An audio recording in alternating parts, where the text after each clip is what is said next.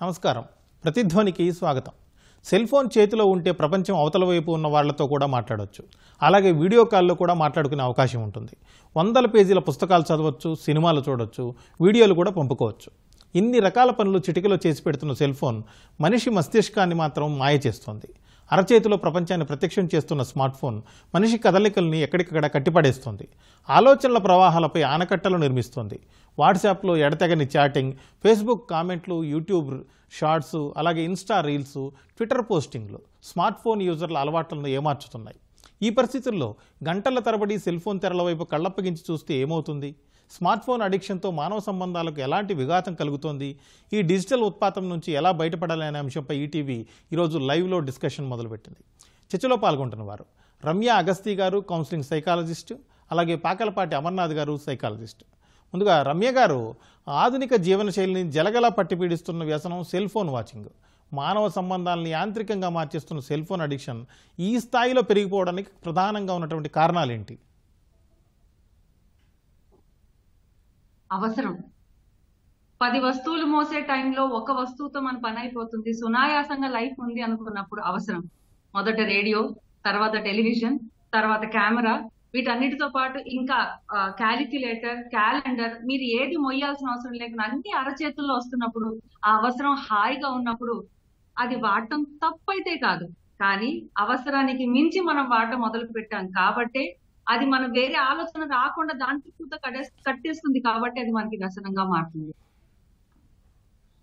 Okay madam, అసలు ఈ స్థాయి అడిక్షన్ నుంచి బయటపడాలంటే ఏం చేస్తే దాని అవసరాలకు మాత్రమే వినియోగించుకొని అడిక్షన్ లాగా వాడకుండా దాన్ని మత్తులో పడిపోకుండా ఉండాలంటే ఏం చేయాలంటారు? సార్, ఈ వ్యసనం అన్న మాట వాడాల్సిన అవసరం కొంతమందికి వస్తుందండి. మనం అందరినీ ఒకే తాటి పైన పెట్టలేము, కానీ కొంచెం డివైడ్ చేస్తే అందరం కూడా సేఫ్ జోన్ లో ఉన్నాం అనే ఫీలింగ్ కలుగుతుంది. పాయింట్ నెంబర్ 1, మనం సింగిల్ గా ఉంటున్నాం, లేకపోతే లోనర్, లేకపోతే ఒక హాస్టల్లో కానీ ఒక్కడమే ఉన్నాం ఊరు కాని ఊర్లో అంటే మన చుట్టూతో ఎంగేజ్ అయ్యే వాళ్ళు ఎవరు ఉండరు కాబట్టి మన లోన్లీనెస్ పోగొట్టడానికి సెల్ ఫోన్ ఉపయోగపడడం తప్పులేదు. కానీ అది అలవాటు అయిపోయి 10 మంది మధ్యలో ఉన్న, నలుగురు మధ్యలో ఉన్న, చివరికి భార్యాభర్తలు ఇద్దరు హోటల్లో ఉన్న వాళ్ళు ఫోన్లు చూసుకుంటూ కోరుకుంటూ తింటాం తప్ప ఎదుటి మనసుతో మాట్లాడడం అనేది మర్చిపోయాం. ఒకప్పుడు రైళ్లలో ప్రయాణం చాలా అద్భుతంగా ఉండేవి, మెమరీస్ అనేవాళ్ళు. చుట్టుపక్కల వాళ్ళతో కలిగి తిరగడం, కలిగి మాట్లాడడం చాలా అద్భుతంగా ఉండేది. ఎప్పుడైతే మనం ఒక్కసారి డివైడ్ చేసుకుని నా అవసరం ఎంత, నా నా పరిధి ఎంత అనేది కొంచెం డివైడ్ చేసుకున్నట్లయితే చాలా ఈజీగా ఓకే, నా చుట్టూతో మనుషులు ఉన్నప్పుడు నేను వాడకూడదు. ఇది ఎట్లా అవుతుంది? మనలో కొంతమందికి బద్ధకం ఉంటుందని అంటాం, కానీ అందరికీ కొంత శాతం ఉంటుంది. కొంచెం బద్ధకాన్ని కనుక అందరూ కూడా అప్రిషియేట్ చేయండి. మీ మొబైల్ ఫోన్ లో ఏవైతే మాటి మాటికి రింగ్ అవుతున్న యాప్స్ ఏవైతే మీకు పాపప్ అవుతుంటే ఆ నోటిఫికేషన్స్ ఆఫ్ చేయాలి. వాటిని కనుక వీళ్ళనంత వరకు లాస్ట్ పేజెస్ లో పెట్టగలిగితే కనుక అరే తర్వాత చూద్దామని తెలియకుండా ఒక బద్ధకంతో మనం లాస్ట్ పేజ్ వరకు వెళ్ళటం మానుతాం. ఎప్పుడైతే మన గోల్ చాలా స్ట్రాంగ్ గా ఉంటుంది. లాక్డౌన్ లో ఒక కేసు చెప్తాం మీకు. లాక్డౌన్ స్టార్టింగ్ లో అందరికీ కన్ఫ్యూజన్ ఉంది, ఏం చేయాలి ఏంటి అంటే 24 hours ఇంట్లోనే కూర్చుంటే ఎలాంటి పనుల్లో మనం ఉంటాం అని కన్ఫ్యూజన్ లో చాలా మంది ఉన్నాం. కానీ ఎప్పుడైతే ఒక సీజన్, ఒక 1 month 2 months 3 months తర్వాత లైఫ్ ఇంకింతే, మనం ఏదన్నా పనికొచ్చే పని చేస్తేనే ముందుకెళ్తాను అర్థమైన తర్వాత రోజు చూసే టీవీలు, సిరీస్లు, ఛానల్స్, కార్టూన్స్ అన్ని మానేసి కొంతమంది ఆన్లైన్ లెర్నింగ్ వైపుకి వెళ్ళారు. అప్పుడు కూడా ఫోన్ చూశారు, కానీ కన్స్ట్రక్టివ్ గా చూశారు. మనం ఖర్చు పెట్టే టైం మనకి పనికొచ్చేదా లేకపోతే బింజ్ వాచింగ్ అంటారు, టైం పాస్ కి చూస్తున్న ఒక చిన్న కాన్షియస్నెస్ స్టార్ట్ అయితే ఆటోమేటిక్ గా డివిజన్ స్టార్ట్ అవుతుంది. మన గోల్ సీరియస్ గా కనబడింది అనుకోండి, అమ్మో నేను 1 year లో ఎగ్జామ్ క్రాక్ చేయాలి, లేదా 2 years లో నేను ఇంత బిజినెస్ అచీవ్ అవ్వాలి, ఇలాంటి గోల్ స్ట్రాంగ్ గా ఉన్నప్పుడు దీని మీద టైం వేస్ట్ చేయడం కంటే నేను అటు వెళ్ళడం బెటర్ అని డివైడ్ అయిపోతాం. సామాజిక స్పృహ, ఫ్యామిలీతో ఉన్నాం, కాసేపు మనసు విప్పి మాట్లాడదాం, తిన్నావా ఉన్నావా మందులు వేసుకున్నావా, ఈ 3 విషయాలు కాదండి ఇంట్లో వాళ్ళతో మాట్లాడాల్సింది. అంతకు మించి మీరు టైం కూడా మొదలు పెట్టి మనసు పొరల్లో ఉన్న బాధలు బయట పెట్టడానికి చాలా ఈజీగా ఉంటుంది. ఆ టైమే మన దగ్గర లేదు ఇప్పుడు. సో ఇలాంటి వ్యవస్థలో మనం ఈ చిన్న డివిజన్ చేసుకోండి, అవసరమా అవసరం లేదా, ఇలా ఈ డివిజన్ చేయడం వల్ల ఆటోమేటిక్ గా కాన్షియస్నెస్ తోనే మనం ఈ వ్యసనం బారిన పడకుండా ఉంటాం. ఎస్, వ్యసనం అన్న మాట ఎందుకు వాడుతుందంటే ఫోన్ లాగేసుకుంటే పిల్లలు అరవడం, తిట్టడం, ఏడవడం, నువ్వు ఇంట్లోంచి వెళ్ళిపోని పేరెంట్స్ నే అనడం, పెద్ద పెద్ద మాటలు అనడం, గొడవలు అయిపోవడం, భార్యాభర్తల మధ్యలో ఆ డిస్ప్యూట్ రావడం, బికాస్ ఆ ఫోన్ వాచింగ్. ఇది ఒక్క ఫోన్ తో స్టార్ట్ అవ్వలేదు, ఒకప్పుడు టీవీని అనేవాళ్ళు. అంతకు ముందు ఉన్న ఏవైతే రేడియో వింటారు, లేకపోతే 10 మంది చట్టబండలో కూర్చుని ముసలాళ్ళందరూ కబుర్లు చెప్పుకున్నారు, ఇంట్లో వాళ్ళకి ఉపయోగపడలేదని ఇన్ని కంప్లైంట్స్. అంటే యూఆర్ ఎంగేజ్ టోటల్లీ సమ్వేర్. ఆ ఎంగేజ్మెంట్ కూడా ఒక కన్సిడరబుల్ టైం ఇవ్వండి. అట్లాగే ఆ కన్సిడరబుల్ టైం ని కూడాను మనకి మన కోసం, మన ఫ్యామిలీ కోసం, మన గ్రోత్ కోసం డివైడ్ చేసుకుంటే బాగుంటుంది. Okay madam. అమర్నాథ్ గారు, ఇప్పుడు ఫోన్ కాల్స్, ఫోటోగ్రఫీ, అలాగే ఇంటర్నెట్, ఇలా మల్టిపుల్ టాస్కింగ్ టూల్గా మారినటువంటి సెల్ ఫోను ఇప్పుడు చాలామందికి చాలా విలువైన సమయాన్ని పూర్తిగా కిల్ చేసేస్తుంది. అసలు నిజానికి ఒక రకంగా చెప్పాలంటే ఇన్ని రకాల సౌకర్యాలు ఉన్నటువంటి సెల్ ఫోను మన సమయాన్ని ఆదా చేయాలి, కానీ వృధా చేస్తుంది. ఎందుకు ఇంత ప్యానిక్ క్రియేట్ చేస్తుంది అంటారు?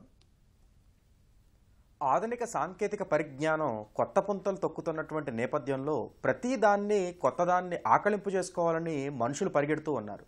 అది కొంతవరకు చాలా ఈ సమాజ ప్రగతికి, వ్యక్తి ప్రగతికి కూడా చాలా ఉపయోగపడేటువంటి అంశం. కానీ ఇక్కడ మనకి ఉన్నటువంటి మేజర్గా చూసుకున్నటువంటి ప్రాబ్లం ఏంటంటే, ఏదైతే దాని మీద మనం డిపెండెన్సీ పెంచుకుంటున్నామో, డిపెండెన్సీ పెరగగా రాను దాంట్లో క్వాలిటీ కన్నా కూడా క్వాంటిటీ పెరుగుతూ ఉంది. నిజంగా పనికొచ్చే విషయాలేమో 10 ఉంటే పనికిరాని విషయాలు 90 ఉంటున్నాయి.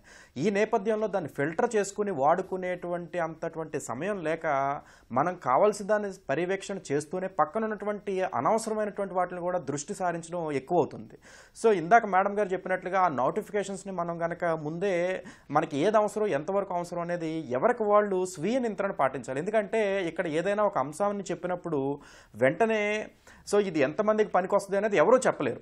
సో సాధారణంగా ఏదైనా ఒక విషయాన్ని మనం యూట్యూబ్లో కావచ్చు, లేకపోతే ఇన్స్టాగ్రామ్లో కావచ్చు, ఏదైనా రీల్స్ రూపంలో ఉన్నటువంటి అంశాన్నైనా సరే, ఏదైనా సరే ఎండ్ ఆఫ్ ది డే ప్రతిరోజు ఒక్క అరగంట మనం రాత్రి పడుకునే ముందు ఇవాళ నేను ఉదయం నుంచి ఇంత సమయం సెల్ ఫోన్ మీద కేటాయించాను, దీని నుంచి సాయంత్రానికి నేను ఏమన్నా నేర్చుకున్నానా, నా వ్యక్తిగత జీవితానికి కానీ నా వృత్తికి కానీ ఏమైనా ఉపయోగం ఉందా అనేది ఎవరికి వాళ్ళు ఒకసారి కనుక అసెస్ చేసుకుంటే కనుక అందులో ఎంతవరకు మనం క్వాలిటీగా అప్డేట్ చేసుకున్నాం మనల్ని మనం అనేది మనకే అర్థమవుతుంది. తద్వారా మనం మంచి మార్గంలోకి వెళ్తున్నామా, చెడ్డ మార్గంలోకి వెళ్తున్నామని మనకే అర్థమవుతుంది. ఈ ఎడిక్షన్స్ అనేవి ఎంత విపరీతంగా తయారైపోయాయంటే ఈ రోజుల్లో ఇవాళ తల్లిదండ్రులు, నాకు తెలిసినంతవరకు నా చిన్నప్పుడు ఎవరైనా పిల్లలకి ఏదైనా ఆహారం పెట్టాలంటే చందమామ రావే జాబిల్లి రావే అనేవారు. ఇప్పుడు అదే చందమామ రావే జాబిల్లి రావే అంటూ యూట్యూబ్ వీడియో ఓపెన్ చేసి పెడుతున్నారు. అంటే గోరుముద్దల్లాగా ఈ సాంకేతిక పరిజ్ఞానాన్ని పిల్లలకి పెడుతున్నారు తల్లిదండ్రులు. మరి ఇటువంటివి ఇంటి నుంచి మనం సంస్కరించుకోకుండా బయట ఏదో వేరే వాళ్ళు రావాలి, చట్టాలు రావాలి, న్యాయాలు రావాలి, వ్యవస్థలు మారాలి, అలాంటివి అవన్నీ కేవలం స్లోగన్స్గా మాత్రమే పనికొస్తాయి. ఒక వ్యక్తిగా, ఒక కుటుంబంగా మనకి మనం పరిమితులు విధించుకుంటున్నామా లేదా, ఆ పరిమితుల్లో నుంచి మనం ప్రొడక్టివ్గా తయారవడానికి ఎలాంటి మార్గాలను అన్వేషించుకోవాలనేది స్వీయ నియంత్రణ మీదకే వస్తుంది. మరీ ముఖ్యంగా మనం ఆలోచించుకోవాల్సినటువంటి ప్రధానమైనటువంటి కారణం ఏంటంటే, ఇది ఒక దాంతో సంబంధమైనటువంటి అంశం కాదు. కేవలం సమయాన్ని వెచ్చిస్తాం, లేకపోతే మనకున్నటువంటి ప్రొడక్టివ్ టైం కోల్పోతున్నాం, ఇది ఒకటే కాదు. శారీరకంగా, మానసికంగా ఎన్నో రకాలైనటువంటి సమస్యలకు కూడా ఇది కారణం అవుతుంది. ప్రతిరోజు ప్రొడక్టివ్గా. ఓకే రమ్య గారు, ఇప్పుడు సెల్ ఫోను అతిగా వినియోగించడం వల్ల చాలామంది మానసికంగా ఇబ్బందులు పడుతుంటారు. అవి ఎలాంటి ఇబ్బందులు ఎదురవుతున్నాయి దీనివల్ల? అలాగే ఏ వయసు వాళ్ళ మీద ఈ ప్రభావం ఎక్కువగా ఉంటుంది? వయసు అనే దానికి ఇక్కడ లెక్కలేదు సార్. మీరు చంటి పిల్లలు 6 months లోపల పిల్లలు కూడా సెల్ ఫోన్ ఉంటేనే పని అవుతున్న రోజులు ఇవి. 60 years పైబడిన వాళ్ళు చుట్టూతా, యాక్చువల్గా ఒకప్పుడైతే మనం జాయింట్ ఫ్యామిలీస్ కాబట్టి 10 మంది కలిసి ఉండేవాళ్ళు, ముచ్చట చెప్పుకునేవాళ్ళు, ఒక కమ్యూనిటీ టైం ఉండేది. ఇప్పుడు అది కూడా లేక ఈవెన్ ఓల్డర్ పీపుల్ కూడా ఒక సెల్ ఫోన్ ఉంటే ఇట్ ఈస్ రీప్లేసింగ్ దమ్. దీనికి వయసుతో సంబంధం లేదు. మీ నెక్స్ట్ ప్రశ్న ఏదో అన్నారు, ఐ లాస్ట్ యు కన్ఫ్యూజన్. అదే మేడం, ఇప్పుడు ఎక్కువగా ఎలాంటి వయసు వాళ్ళ మీద ప్రభావం చూపిస్తుంది, మానసికంగా ఎలాంటి ఇబ్బందులు ఎదురవుతున్నాయి? ఫస్ట్, ఎప్పుడైతే ఫోన్ అనే ఒక వస్తువుకి వాళ్ళు అలవాటు పడిపోయారో, అది మీరు తీయాలని ప్రయత్నం చేసినప్పుడల్లా వాళ్ళు ఒక ఆల్రెడీ ఐసోలేట్ అయిపోతారు. జనాలకు సంబంధం లేదు. ఇంటికి వచ్చిన గెస్ట్లు ఎవరు, కాలింగ్ బెల్ ఎవరు కొడుతున్నారో కూడా సంబంధం లేదు, పక్కన ఇంకేం జరుగుతుందో సంబంధం లేదు. సోషల్ ఐసోలేషన్ అనే దానికి వస్తున్నారు. తర్వాత నెమ్మదిగా 10 మందిలో కలవడం మానేయడం అవుతుంది. ఒక్కవేళ ఇఫ్ ఎట్ ఆల్ 10 మంది మధ్యలోకి బలవంతంగా తీసుకెళ్ళినా వాళ్ళకి ఎలా మాట్లాడాలో, ఎలా మెలగాలో, ఏది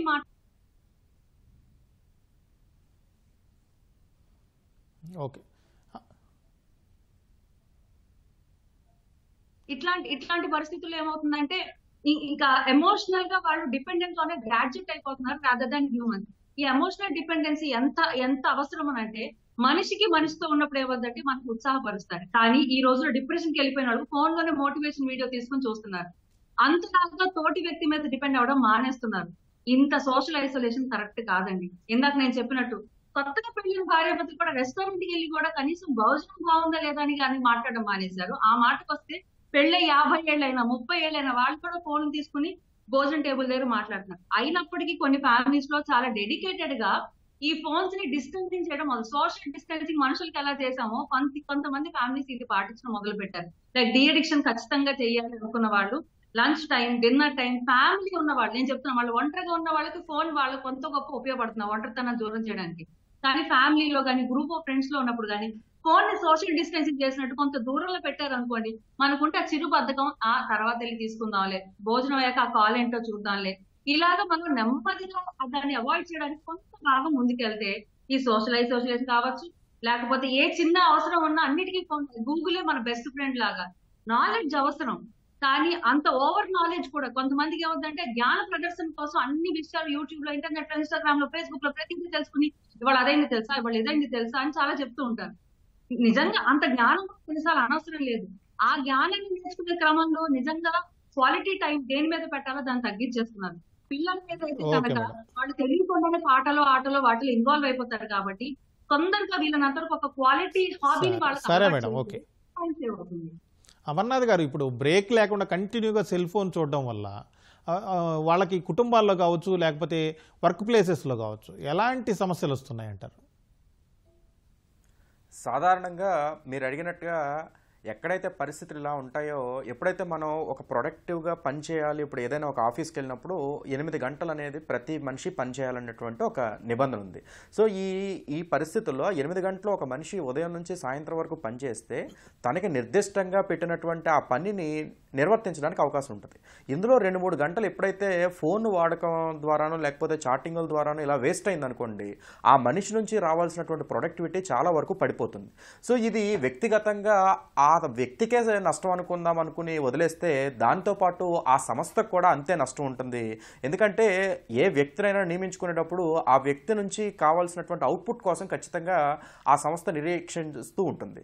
సో ఇలా మనుషుల్లో అది వృత్తి వ్యాపారం ఏదైనా కానివ్వండి, కానీ మనం వ్యక్తిగతంగా ఉదయం నుంచి సాయంత్రం వరకు చేయాల్సినటువంటి అనేకమైనటువంటి పనులు ఈ మధ్యలో ఈ సెల్ ఫోన్ అనేటువంటిది రావడం వల్ల మనం చేయాల్సిన ముఖ్యమైనటువంటి పనులు వాయిదా పడిపోతున్నాయి. తద్వారా మనం అనుకునేటువంటి లక్ష్యాలు ఒక రోజుకి తగ్గిపోతూ ఉన్నాయి. సో కొద్దిసేపు ఫోన్ చూసిన తర్వాత ఇదేదో చేద్దాం, ఇంకేదో చేద్దాం అని అనుకుంటారు. కానీ నిజానికి ఒకసారి చూడడం స్టార్ట్ చేసిన తర్వాత ఒక రీల్ తర్వాత ఒక రీలో, లేకపోతే ఒక మెసేజ్ తర్వాత ఒక మెసేజ్ ఇలా వస్తూనే ఉంటాయి. దానికంటూ ఎండ్ ఆఫ్ అంటూ ఉండదు. ఎందుకంటే కొన్ని లక్షల కోట్ల రూపాయలు పెట్టుబడులు పెట్టి మరి మన మానవ జీవితాలను నాశనం చేయడానికి అనేకమైనటువంటి సంస్థలు దోహదపడుతూ ఉన్నాయి. దాని నుంచి నియంత్రించుకోవాల్సిన స్వీయ నియంత్రణ మనము చేతిలో ఉండాలి తప్ప ఒక ప్రభుత్వం లేకపోతే ఒక చట్టం మాత్రం ఏమీ చేయలేదు. ఇక్కడ నేను మరీ నొక్కి చెప్పేది ఏంటంటే స్వీయ నియంత్రణ మాత్రమే, స్వీయ క్రమశిక్షణ మాత్రమే ఒక వ్యక్తిని ఉన్నతంగా తీర్చిదిద్దుతుంది. ఇలాంటి చర్చల ద్వారా సమాజం కానీ వ్యక్తులు కానీ నేర్చుకోవాల్సింది ఏంటంటే నేను క్వాలిటీ టైంని ఎలా అసెస్ చేసుకుంటున్నాను, నాకున్నటువంటి ఒక టైంని దాన్ని ప్రొడక్టివ్గా ఎలా ఎన్కాష్ చేసుకోవాలనేటువంటి దాని మీద దృష్టి పెట్టకపోతే ఇలా చర్చిస్తూనే ఉంటాం. కానీ ఎప్పటికీ కూడా రంధ్రాన్వేషణ చెయ్యం. ఆ రంధ్రాన్వేషణ చేయకపోవడం వల్ల సమాజ ప్రగతికి ప్రతిబంధకాలుగా మిగిలిపోయే అవకాశాలు ఎక్కువ ఉన్నాయి. Okay sir.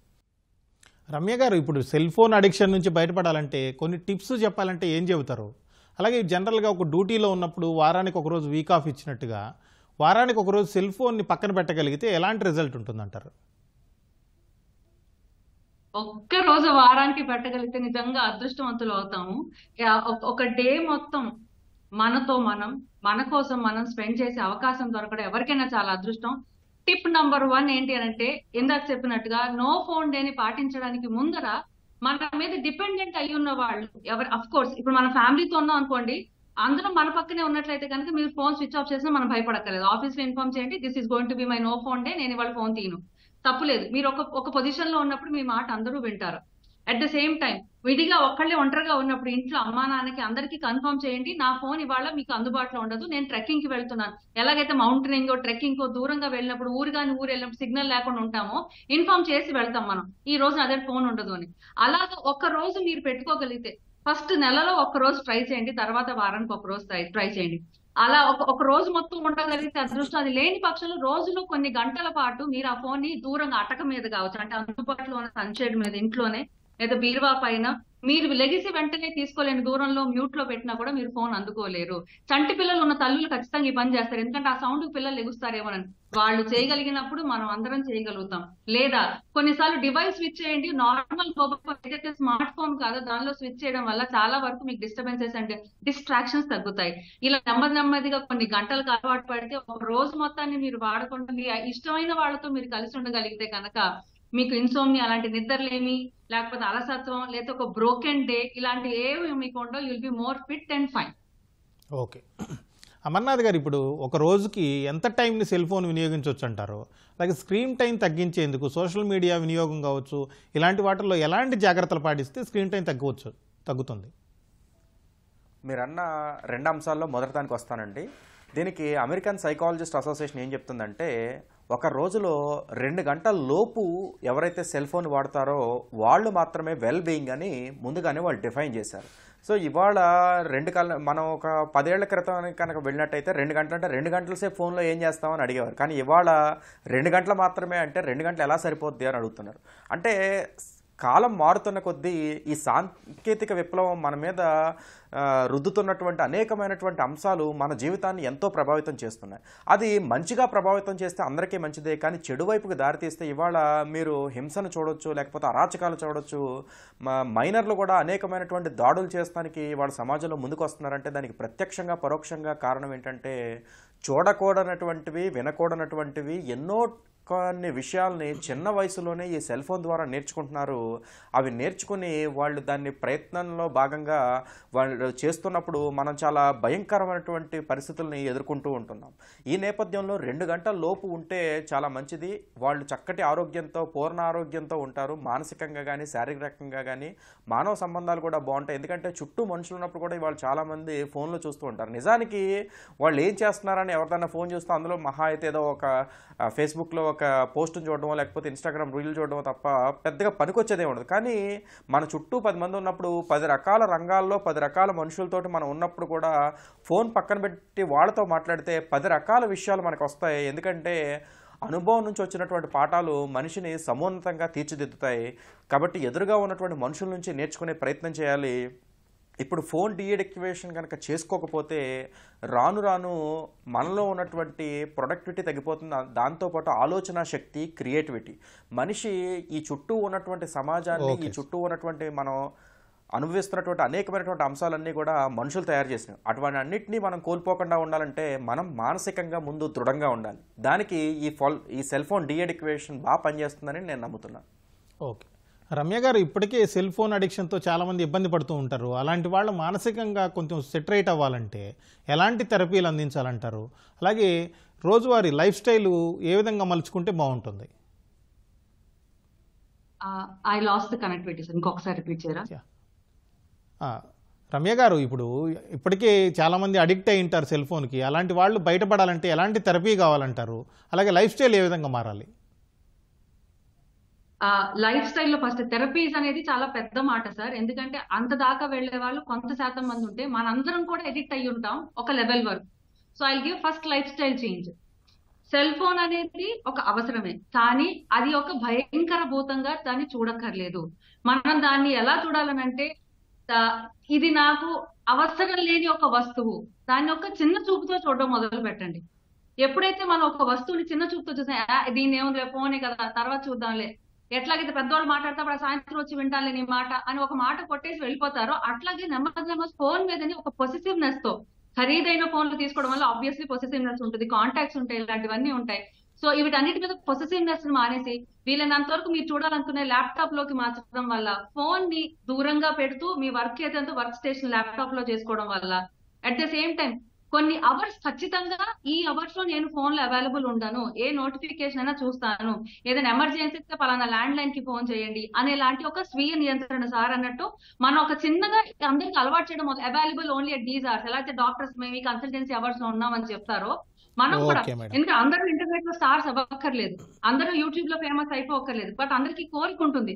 కోరిక ఉన్నంత మాత్రాన మనం బానిసలు అయిపోక్కర్లేదు. స్మార్ట్ డివిజన్ చేస్తే at the same time me phone లో కొన్ని యాప్స్ ఉంటాయండి, ఆటోమేటిక్ గా ఐఫోన్ లోనే ఉంటాయి, ఆండ్రాయిడ్ ఫోన్ లోనే ఉంటాయి. మీ యాప్స్ ని ఎలా డిజిటల్ వెల్నెస్ అని ఉంటుంది చూడండి, ఒక్కసారి అది గమనించినట్లయితే మీరు దానిలో టైం పెట్టచ్చు. ½ కి మించి నేను యూట్యూబ్ చూడను, అలా మీరు దానిలో టైం సెట్ చేసిన ఆటోమేటిక్ అది మీకు ఛాన్స్ కూడా ఇవ్వదు, ఫోన్ లో ఓకే చూడనివ్వదు. మేడం, సరే. సో ఆటోమేటిక్ గా మీ ఫోన్ లో అక్కడ అవాయిడ్ చేయొచ్చు. అలాగైతే ఐఫోన్ అయితే కనుక ఈ ఈ ఈ నెట్వర్క్ లోకి వచ్చిన తర్వాత మాత్రమే నా యూట్యూబ్ ఆన్ అవ్వాలి అని మీరు పెట్టినట్లయితే అది స్విచ్ ఓవర్ అవుతుంది. సరేనండి, ఓకే. ఇవన్నీ గ్యాడ్జెట్స్ చేస్తాం. అమర్నాథ్ గారు, ఇప్పుడు ఇల్లు, కాలేజీ కావచ్చు, ఆఫీసు, ప్రయాణాల్లో స్మార్ట్ ఫోన్ యూసేజ్ని తగ్గించాలంటే ఏం చేయాలంటారు? అవి ఆ టైంలో ఎలా ఎంగేజ్ అయితే బెటర్గా ఉంటుంది? సర్వసాధారణంగా మనం ఈ మధ్యకాలంలో చూసేటువంటి ఒక దురదృష్టం ఏంటంటే, అది కాలేజ్ నుంచి బయటకు వస్తున్నప్పుడు కావచ్చు, ఆఫీస్ నుంచి బయటకు రావచ్చు, మెట్రోలో కావచ్చు, బస్ స్టేషన్లో కావచ్చు, బస్ స్టాండ్లో కావచ్చు, ఎక్కడైనా సరే ప్రతి ఒక్కళ్ళు వెంటనే వాళ్ళకు ఒక సీటు దొరకగానే, వాళ్ళు వెళ్ళాల్సిన ప్లేస్కి వెళ్తున్నటువంటి వేకి స్టార్ట్ అవగానే ఇమీడియట్గా ఫోన్ తీసి వాడడం అనేది ఒక హ్యాబిచువేట్ అయిపోయారు. కానీ ఇవాళ ఉన్నటువంటి పరిస్థితుల్లో వీటన్నిటిని అధిగమించాలంటే వర్క్ స్టేషన్లో మనకు ఒక కొంతసేపు రిలాక్స్ అవ్వాలని ఎవరికైనా ఉంటుంది. ఆ రిలాక్సేషన్కి బదులు ఒక మంచి బుక్ని తీసుకున్నారనుకోండి, ఒక పేజ్ చదివినా పర్వాలేదు, కనీసం ఒక పారా చదివినా పర్వాలేదు, అలా ఒక నిర్దిష్టంగా ఒక బుక్ని పెట్టుకోవడం ఏర్పాటు చేసుకుంటే కనుక దీని నుంచి త్వరితగతిన బయటపడేటువంటి అవకాశాలు ఉంటాయి. అంతేకాకుండా ఇంకా ఎన్నోటువంటి, ఫర్ ఎగ్జాంపుల్ ఇంకా మనం ఎవరైనా ఫేమస్ పర్సన్స్ కోట్స్ కావచ్చు, ఇలాంటివన్నిటిని కూడా ముందే కలెక్ట్ చేసుకుని మనకు నచ్చిన వేలో పెట్టుకుని, ఈ డాక్యుమెంటరీస్ అన్నీ లేకపోతే ఒక మంచి మంచి ఆర్టికల్స్ వస్తూ ఉంటాయి, ఇలాంటివన్నిటిని ప్రొక్యూర్ చేసుకుని ముందుగానే మనం పెట్టుకుని ఎప్పుడు విరామ సమయం దొరికితే అప్పుడు అలాంటి వాటిని చదవడం లాంటివి ప్రారంభిస్తే, తద్వారా ఈ ఫోన్ ఎడిక్షన్ నుంచి బయటపడి ఒక మంచి పౌరులుగా తీర్చిదిద్దడానికి ఒక అవకాశం ఉంటుంది. ఎందుకంటే ఒకప్పుడు పిల్లల భవిష్యత్తు తరగతి గదుల్లో నిర్ణయించబడుతుంది అని చెప్పేవారు, కానీ ఇప్పుడు సెల్ ఫోన్లో నిర్ణయించబడుతుంది. ఆ సెల్ ఫోన్స్లో ఒక మంచిని చూపించడానికంటూ అక్కడ ఏ అల్గారిథమ్స్ లేవు. కాబట్టి ఇది ఉపాధ్యాయుల బాధ్యత, తల్లిదండ్రుల బాధ్యత, మీలాంటి వాళ్ళది, మాలాంటి వాళ్ళది, అందరం బృహత్తరంగా దీన్ని ఒక యజ్ఞంలాగా తీసుకుని ఏది మంచి ఏది చెడు అనేటువంటిది పిల్లలకి అర్థమయ్యేలాగా చెప్పగలిగినప్పుడే దీని నుంచి బయటపడడానికి మార్గాల్ని అన్వేషించవచ్చు. ఓకే సార్, ఇది ఇవాళ ప్రతిధ్వని.